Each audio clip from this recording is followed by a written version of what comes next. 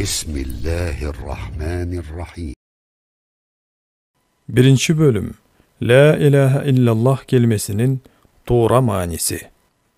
Бұл kelimenin manisini түшүнүүдө Kur'an sünnöttü eng жақшы bilgen, bizge alарды жеткирген жана үйрөткөн Аллахтын элчиси саллаллаху алейхи ва саллям кандай түшүндүрсө, дал ошондой түшүнүүбүз парыз. Андан кийин сахабалар жана туура акыйдада болгон, туура жолдо болгон алгачкы коомдо жашаган имамдар кандай түшүнсө, ошондой түшүнүү абзел.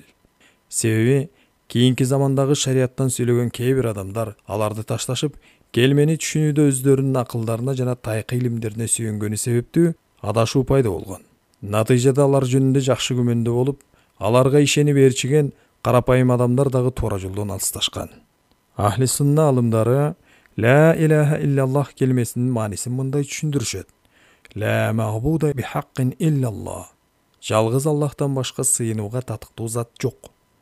Келименин туура маниси мына ушундай. Куранда бул манини далилдеп келген аяттар өтө көп.